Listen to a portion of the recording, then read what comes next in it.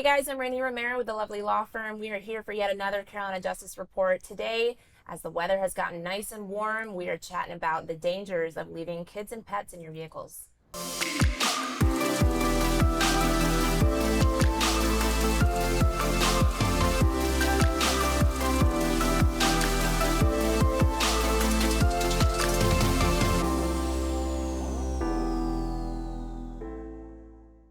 So today I am joined with attorneys Sarah Austin and Amy Lawrence, and today we are chatting about something we get very passionate about this subject, but it's about leaving your kids or pets in your hot vehicles or forgetting them in your hot vehicles. So I don't even know where to start with this. Amy, I know we were talking before we were rolling about an incident recently where there was a pet left in someone's vehicle. Why don't you tell us about that?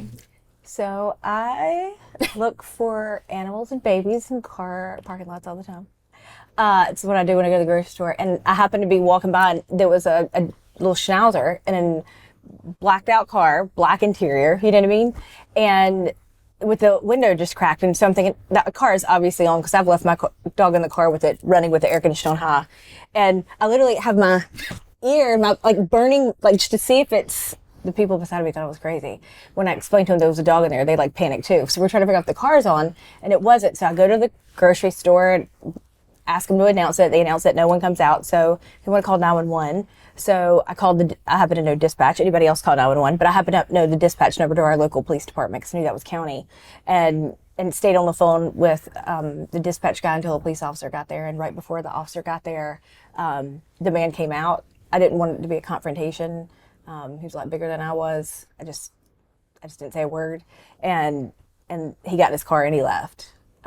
But my heart just sunk. I was like, how am I going to break this window? I'm trying to figure out what rock I can find or go in and get something in the grocery store. Well, when the guy came out, was there any kind of discussion there? Did he realize? No. And like I said, he was just a lot bigger than I didn't. Was the police officer still there? No, he had not gotten there yet. Okay. It was right before the police officer had gotten there. And matter of fact, when I got there, the cop was like, did you say anything to him? Because I'd say something to a lot of people. It's innately in my guts that I would kind of yell at him like you would be my kid, you know? Yeah.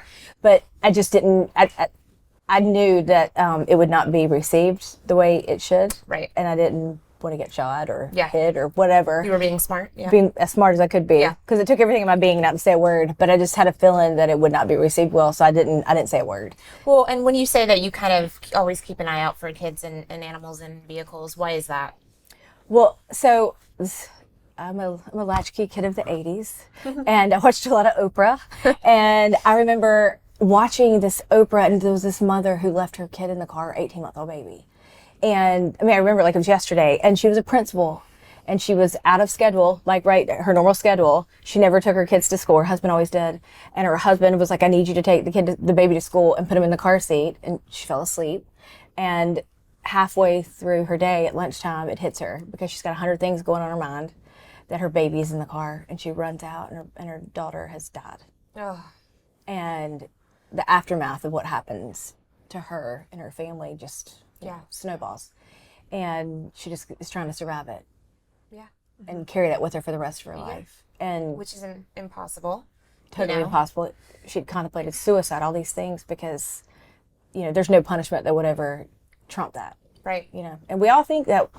And in that moment, even as a 12-year-old kid, it made me just think we don't know what we don't know. Mm-hmm. And we don't know what we would do in a situation. Right. We all think that would never happen to me, but then it does, right? It never happens to you until it does. And and I notice I see this pattern of behavior, and it's always we talked about this before. I've drove through an intersection. I've had so much on my mind. I've drove through an intersection with a red light. You know what I mean? It could have... I think we've all had that moment. Yeah, you're just on autopilot. You're on autopilot. You've got a million things going on. I literally pulled over because I had my kids in the car, and I just sat and cried. Matter of fact, it makes me cry thinking about it. Because I know how you can get on autopilot of life and just think something happens, and you get out of your regular schedule, and, as a mom, we're freaking exhausted, and we wear all the hats. We're the cookers, the cleaners, the butt wipers, the bath givers, the dinner makers, all those things, and it just... you just turn around and you've went to the grocery store and you're not even thinking, and your baby's in the car. Yeah. That happens. And we all see these comments on Facebook when this kind of stuff happens, and it's like they're horrible people. Yeah, how could you possibly forget your And child? let me tell you What a something, I terrible know mother. people this has happened to, and the babies are fine or whatever, and they're all wonderful human beings and good parents. They're just exhausted and overworked, and they're just got on autopilot. And, Right. Things happen. Well, when you have little babies, I mean, when they fall asleep and they're, I mean, it's easy to, if the car is silent and you're just going about your normal day, it's easy to forget that they're back there. You know what I mean? Yeah. Especially, you got a lot on your mind. Maybe it's not your normal schedule. You don't normally take them to daycare. You normally just go to work. I mean, I just could not imagine that happening. I mean, You'd have to one-year-old. bury us too, right? You have to Oh, put me yeah, in the grave I don't with know how you go on after something like that. And it happens, unfortunately, all too common, which is part of why, we want to talk about it today. It's just as a reminder, we live here in South Carolina, so it gets very warm here. We just had a few over 100, degree days here. And so it's just a very scary thought. And children and babies, their bodies don't regulate heat as well as adults do. And so their bodies heat up like 3 times faster than ours. So, Yes, sleep beside one, you know that. They're like little furnaces. yeah, they are, right? Yeah. And so, it can happen within, I don't know, 15, Minutes. 20 minutes. Yeah. And Yeah. it's just so, and then as a parent, you think of like those moments, like those last moments, and you're just like, I just can't. Bury me too. Yeah.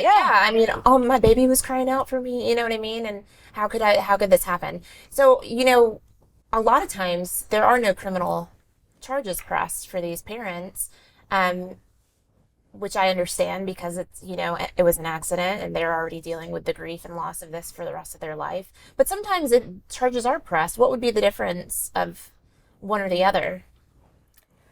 I don't agree with charging parents. I mean, unless it was something intentional, but these are just horrible accidents, right? Yeah.